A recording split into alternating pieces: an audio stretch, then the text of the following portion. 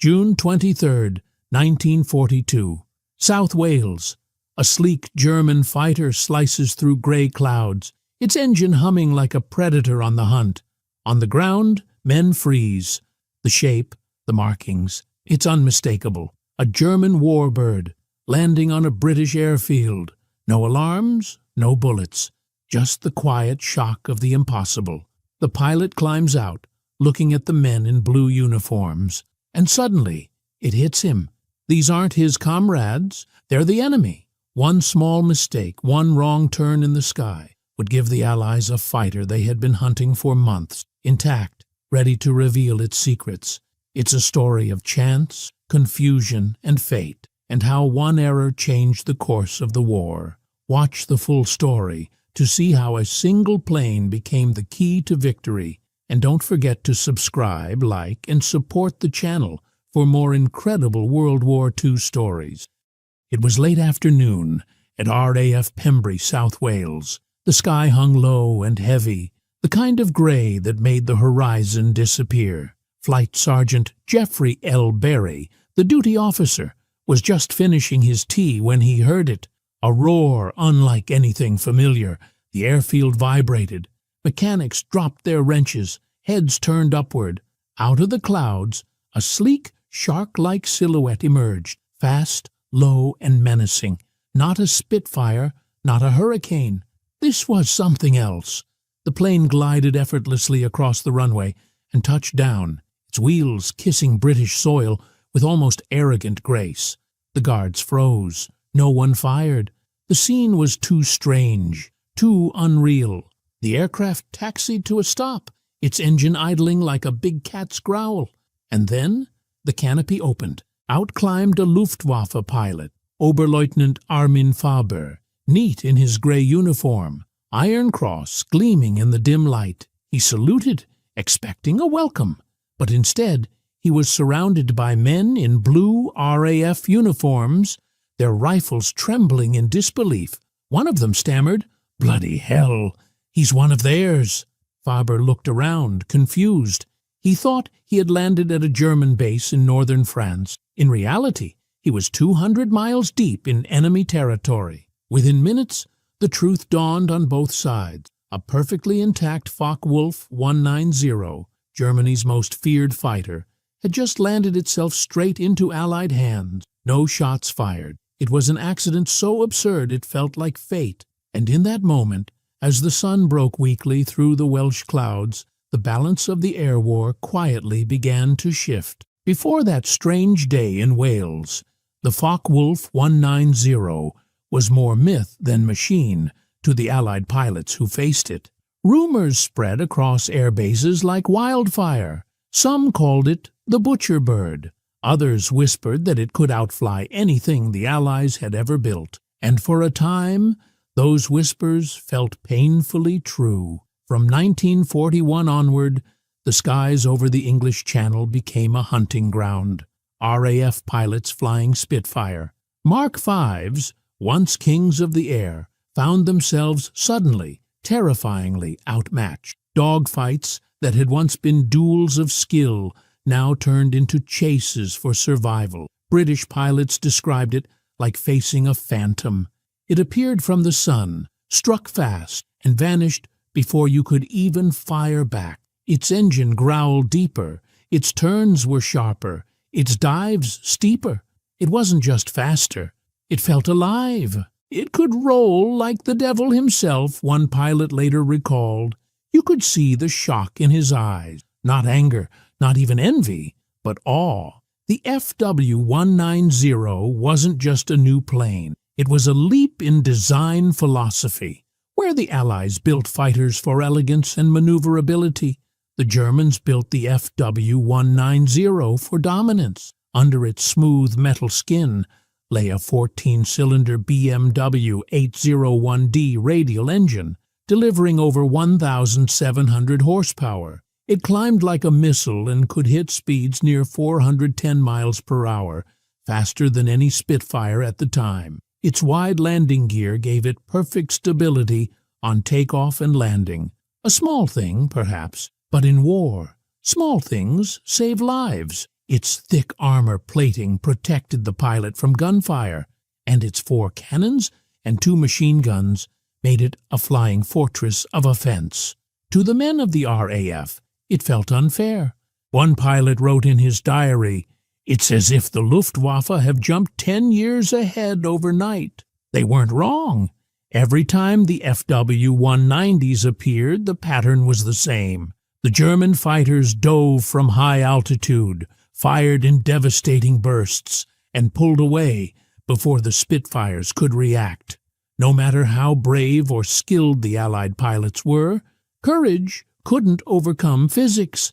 The Spitfires bled altitude and speed, their engines screaming as they tried to keep up, but couldn't. By late 1941, British morale in the air was slipping.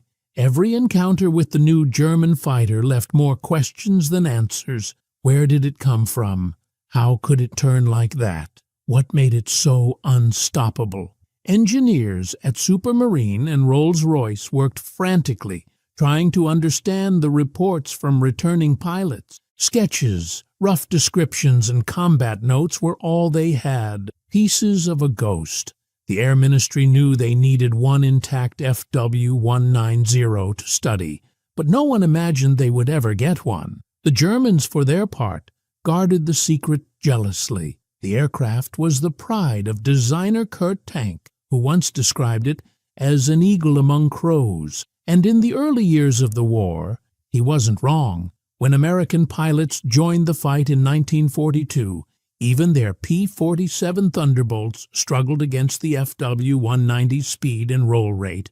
It wasn't just a machine, it was a psychological weapon.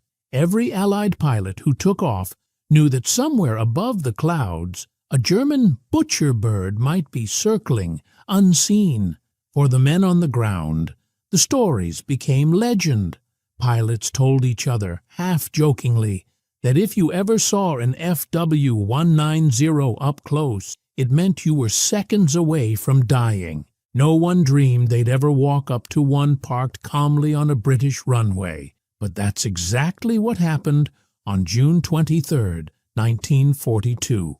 The ghost over the channel, the terror of the RAF, had suddenly appeared not as an enemy in the sky, but as a prize on British soil. Perfect, undamaged, delivered by the enemy himself. The impossible had happened, and the Allied engineers who soon gathered around that silver-gray fighter would realize they were staring not just at a machine, but at the key to reclaiming the skies of Europe.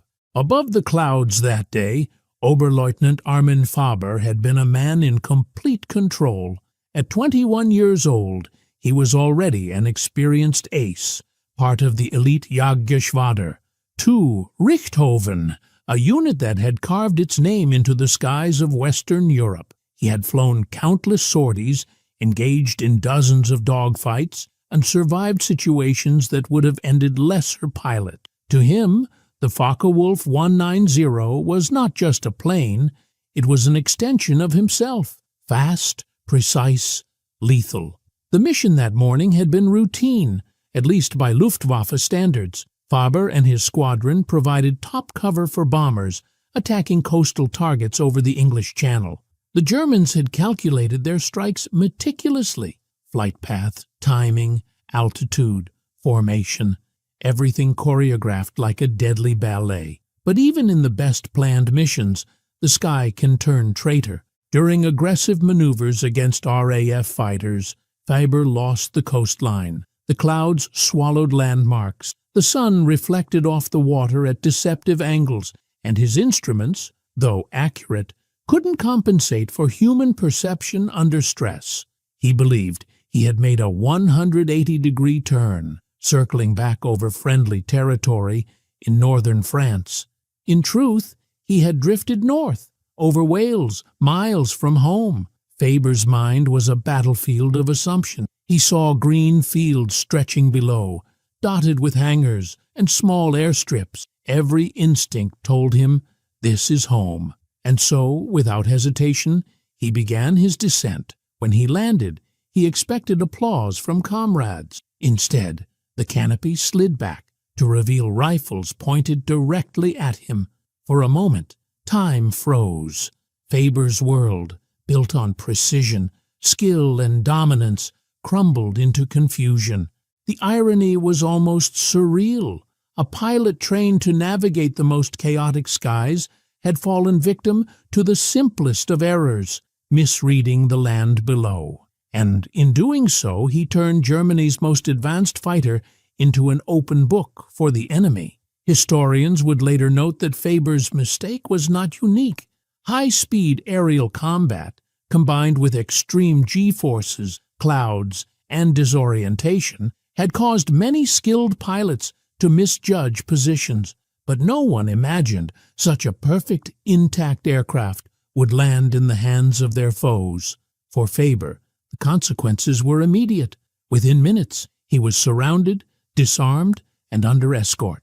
British intelligence officers were already moving to examine the plane, their eyes wide with a mix of disbelief and anticipation. Even in captivity, Faber's reputation remained intact among his peers. One Luftwaffe officer later remarked, "Armin did nothing wrong in skill. The skies simply betrayed him." The FW-190 beside him, however, told a different story. Every curve of its fuselage, every glint of its propeller, seemed to taunt the Allies, whispering secrets that had cost hundreds of pilots their lives. But now, for the first time, the veil was lifted.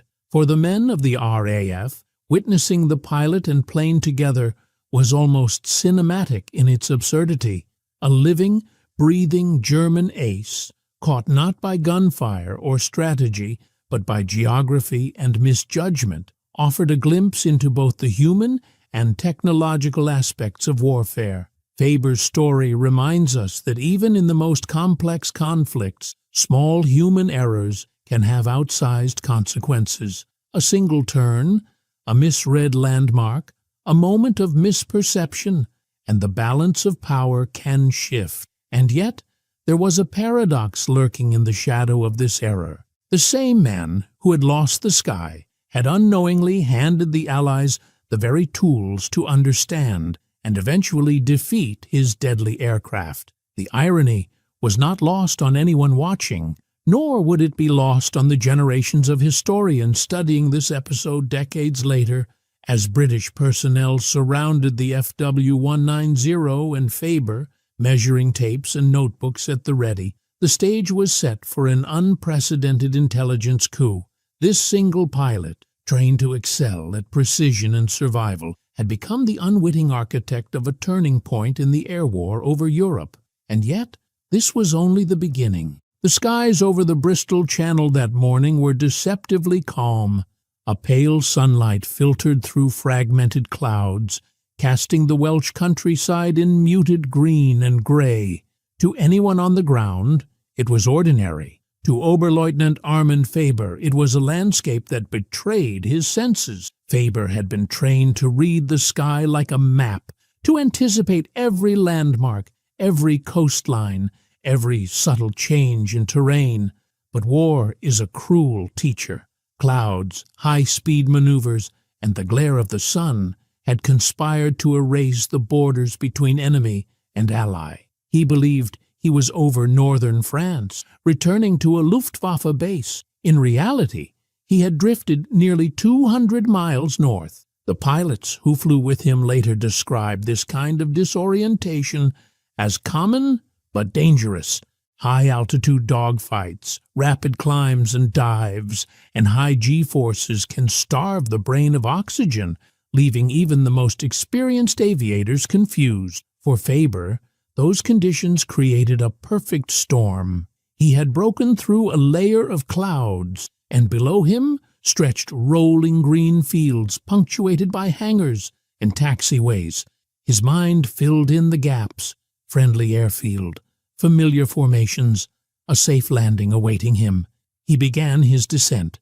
The thrum of the BMW 801 engine was steady and confident, a reassurance that the machine responded perfectly to his every input. He reduced speed, flaps extended, and the aircraft glided toward the runway with uncanny smoothness.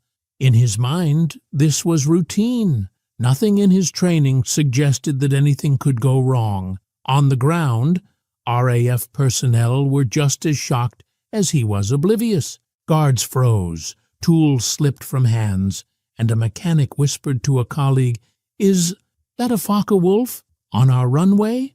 The wheels touched the damp grass, rolling forward with precise control. Faber opened his canopy, expecting the sight of gray uniforms, the familiar insignia of his comrades. Instead, he saw blue jackets, rifles, and astonished faces.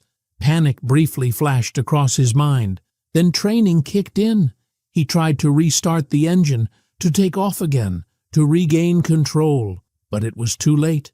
British airmen quickly surrounded the aircraft, cutting off any chance of escape. Every attempt to maneuver or taxi was blocked. Within minutes, Armin Faber was in custody, a seasoned ace rendered powerless by geography, weather, and a simple navigational error. The paradox was clear. One of Germany's deadliest pilots, flying one of the most advanced fighters of the era, had been captured without a single shot fired. The FW-190, the plane that had dominated Allied airspace for months, now rested intact in enemy hands. British intelligence officers immediately recognized the significance. The RAF command at Pembrey moved with a combination of disbelief and urgency.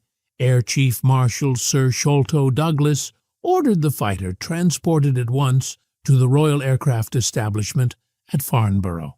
Engineers, test pilots, and intelligence officers would examine every inch of the aircraft. Every bolt, every panel, every control was a puzzle piece to a larger mystery. What made this machine superior, and how could its secrets be used to reclaim the skies? The FW-190 was now more than a weapon. It was a Rosetta Stone of aerial warfare. Allied pilots, who had feared it as a phantom menace, could now study its form, its engine, and its weapon systems. The very aircraft that had caused RAF fighter losses to spike dramatically. Nearly 200 pilots killed in the first half of 1942 over France was about to reveal its vulnerabilities.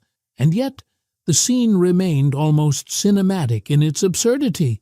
A fighter designed for precision, delivered by fate and confusion. A pilot trained to survive, rendered powerless by a misread coastline. One airfield in Wales became the center of a strategic turning point that no one could have predicted. From the skies to the ground, the lesson was immediate. Even the most advanced technology is only as invincible as the human controlling it. And for the Allies, the chance to understand the FW-190's strengths and weaknesses had finally arrived. Courtesy of the wrong coastline, by the time the FW-190 arrived at Farnborough, the atmosphere was electric. British engineers, test pilots, and intelligence officers moved through the hangars with a mix of reverence and disbelief. Here was Germany's most feared fighter, undamaged, intact, and ready for examination. The significance was almost overwhelming. For months, Allied pilots had described the plane in fragments, accounts of incredible speed, devastating firepower, and maneuverability that seemed to defy physics.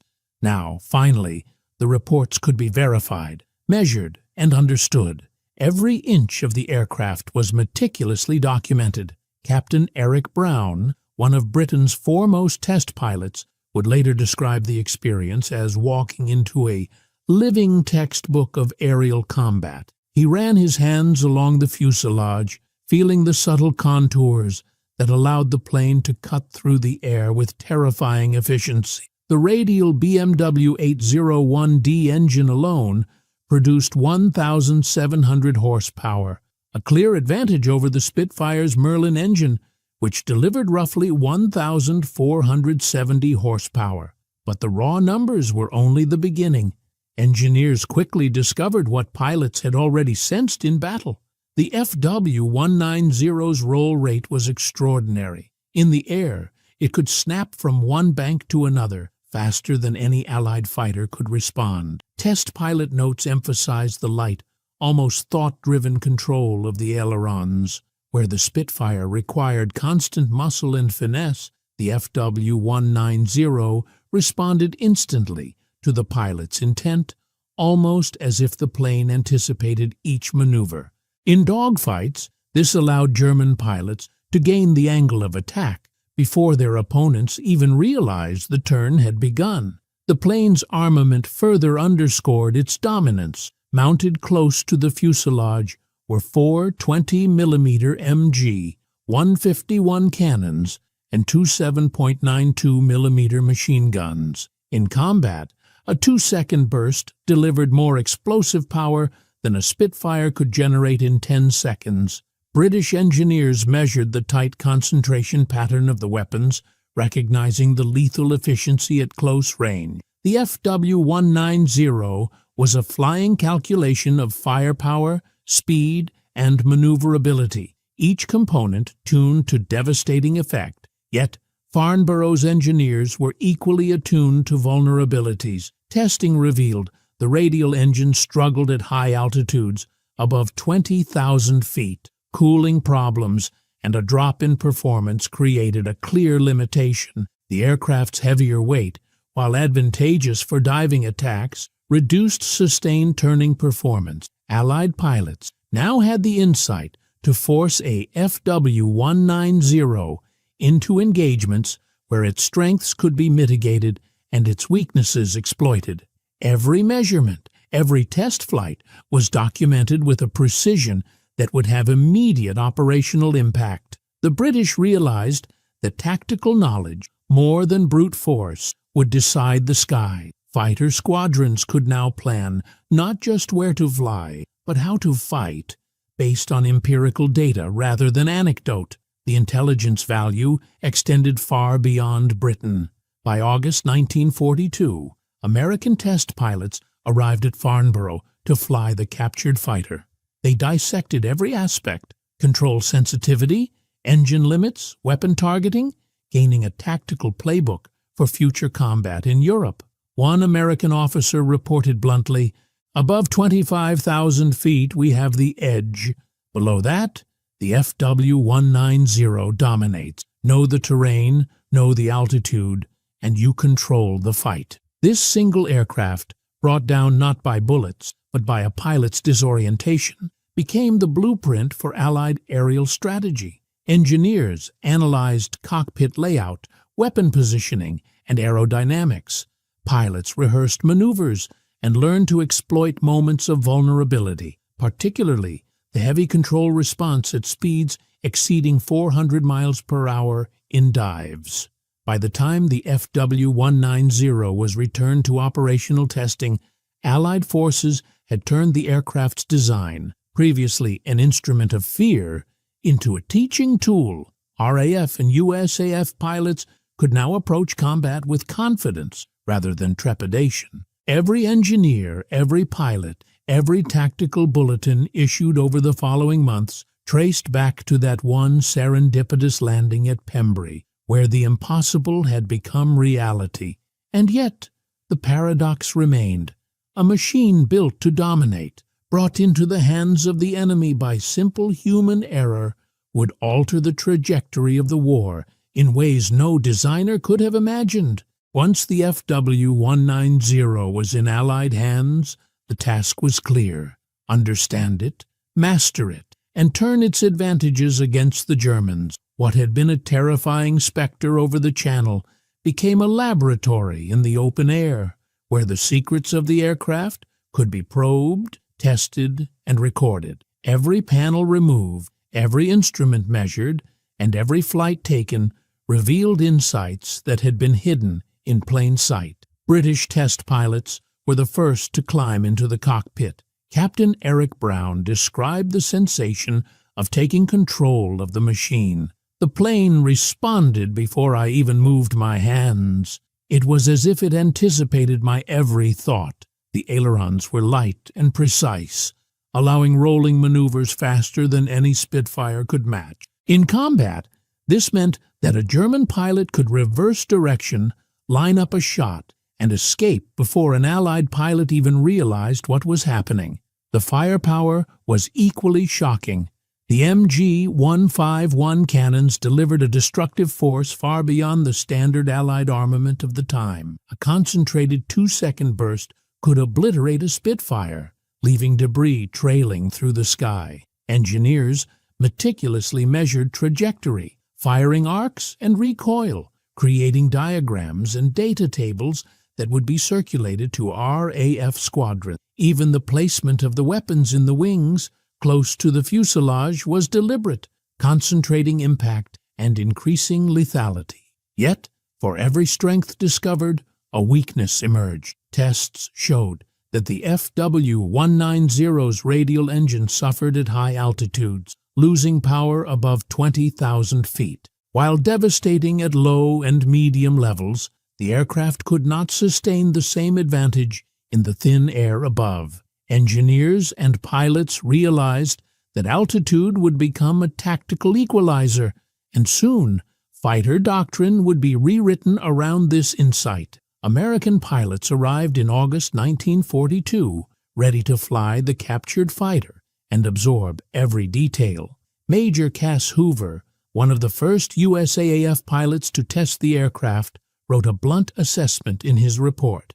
Below 20,000 feet, the FW-190 dominates. Above 25,000 feet, our P-47s and Spitfires have the edge. The fight is about altitude, control, and timing, not bravery alone. This intelligence fundamentally reshaped the approach of Allied air forces. Tactics, training, and even aircraft design began to incorporate lessons learned from the FW-190, P-47, Thunderbolt, and P-51 Mustang pilots trained to climb aggressively, forcing German fighters into high-altitude environments where their engines faltered. Dogfighting strategies emphasized sustained turning engagements, exploiting the FW-190's limitations in prolonged horizontal maneuvers. Testing also revealed a subtle but critical flaw.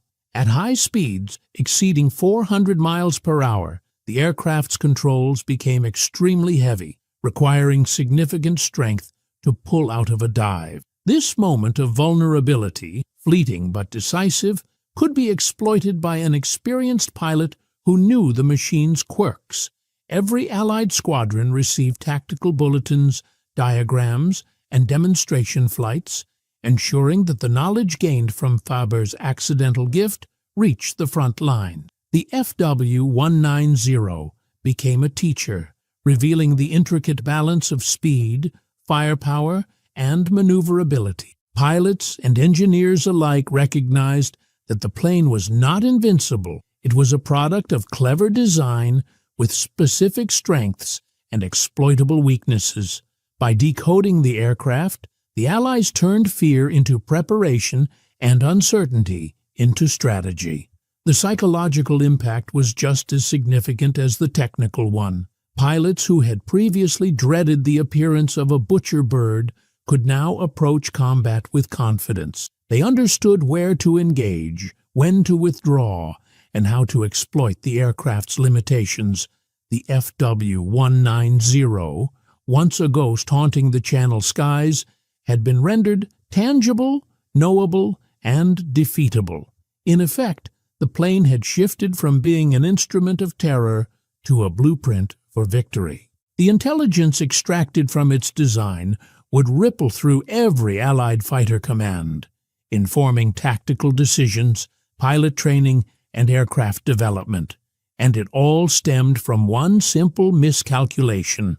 One pilot landing on the wrong coastline, unaware that he was delivering Germany's most lethal secret directly into enemy hands. The intelligence extracted from Faber's FW-190 did more than satisfy curiosity. It reshaped the air war over Europe. By late 1942, the Allies were no longer scrambling blindly against a seemingly invincible foe. They had knowledge, and with knowledge came strategy. Every Allied pilot who climbed into the cockpit of a Spitfire or a P-47 now carried with them the insights gleaned from an aircraft that had once seemed untouchable. Tactics changed almost immediately. Bomber escort missions were altered to exploit altitude advantages. Spitfire Memoir 9s and P-47's Thunderbolts were trained to climb aggressively to above 25,000 feet, where the FW-190's BMW radial engine began to falter. Low-altitude dogfights, once a guaranteed disaster, were avoided whenever possible. Pilots were no longer simply reacting to the FW-190. They were dictating the terms of engagement.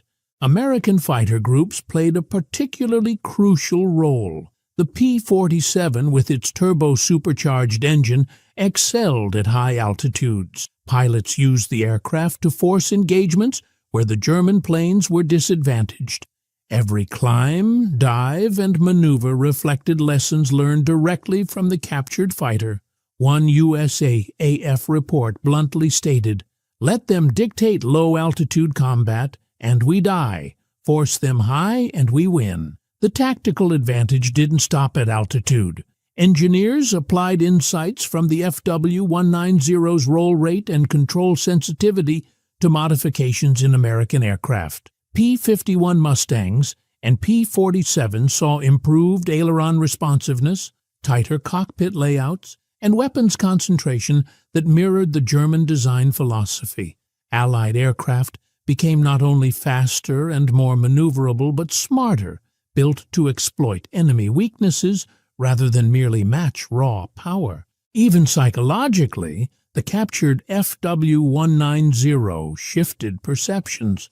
Allied pilots, who had once approached each sortie with fear and respect for the butcher bird, now understood that the plane had limitations. Fear turned into calculated caution, and hesitation turned into confidence. RAF records from early 1943 show a noticeable change in engagement behavior. Pilots who had once attempted risky turns to outroll the FW-190 now forced it into prolonged horizontal turns, exploiting its weaker sustained turning performance. The results were measurable.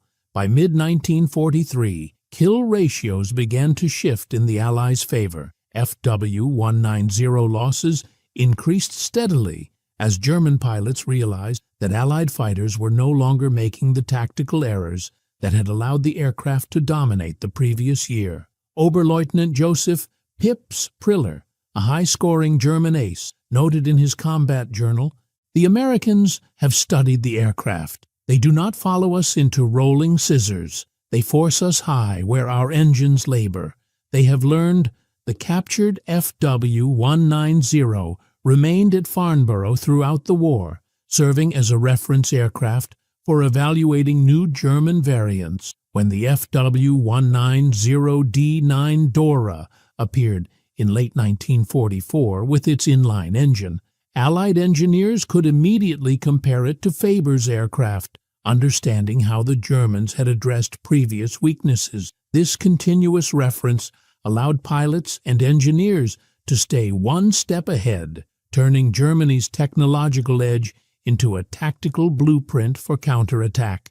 The irony was undeniable. A machine that had once caused panic and fear among the Allies became the foundation for their dominance in the skies. One aircraft, delivered by human error, had shifted the balance of power. Strategic advantage, intelligence, and tactical knowledge had replaced uncertainty, creating conditions where Allied forces could fight with precision rather than desperation. Faber's personal fate mirrored the plane's transformation. Captured and sent to a POW camp in Canada, he survived the war, witnessing the aircraft he had piloted become a tool that would guide thousands of Allied pilots to survival and victory. His disorientation had inadvertently rewritten the rules of aerial combat over Europe.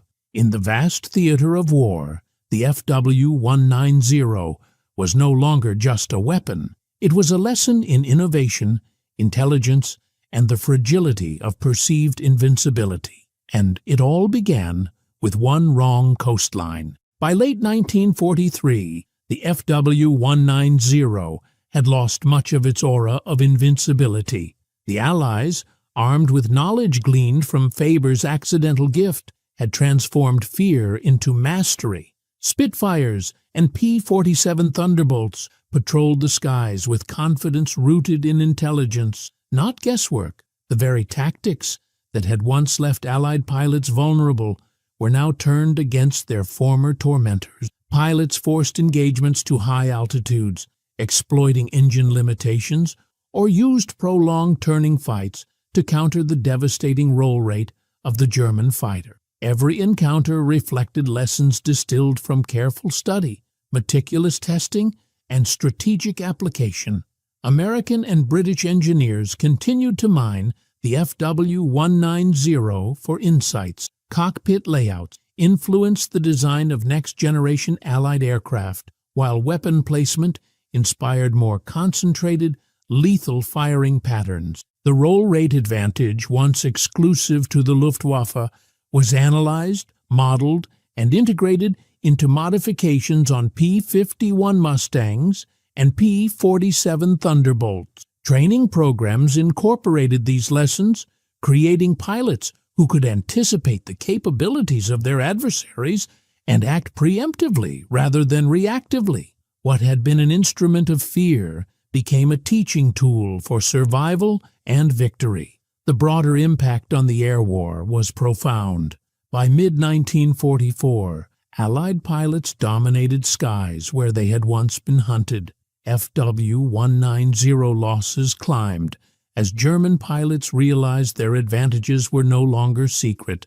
Strategic air operations, bomber escorts, fighter sweeps, and ground support missions now relied on data-driven tactics derived directly from the intelligence gathered at Farnborough. The skies of Europe had shifted from a realm of uncertainty to a domain shaped by knowledge and foresight. The paradox of Faber's mistake remained vivid in historical accounts. A single human error had delivered Germany's deadliest fighter intact into Allied hands. What seemed a catastrophic failure for the Luftwaffe had, in reality, changed the course of aerial warfare. Captain Eric Brown, who had flown more captured enemy aircraft than anyone else, later reflected, "Faber's navigation error gave us the Rosetta Stone for understanding German fighter design. Every advantage the FW-190 possessed was documented, and every weakness was exploited. That one aircraft probably saved more Allied lives than any intelligence coup of the war." Even decades later, aviation historians emphasized the FW-190's dual legacy, a marvel of engineering and a case study in the power of intelligence over technology. Museums around the world display surviving examples as testaments to German innovation, but every exhibit notes the irony. The plane's dominance was undone not by superior Allied aircraft, but by knowledge gained from an accident. In this, the story transcends technology. It is about human perception, error, and the unforeseen consequences that ripple through history. Armin Faber himself returned to Germany after the war, living quietly until 1976. Records suggest he was initially blamed for the loss of the aircraft, though later assessments acknowledge that even the most skilled pilots could fall victim to combat disorientation. His personal narrative mirrors the paradox of the FW-190 itself, a figure associated with fear and destruction whose unintended action became a conduit for learning, strategy, and ultimately victory. In the end, the story of the FW-190 captures the fragile balance of warfare. Technology can dominate, but intelligence guides victory. Germany's secret fighter, once a phantom in the skies, became a teacher, a blueprint, and a pivot point in the Allied strategy.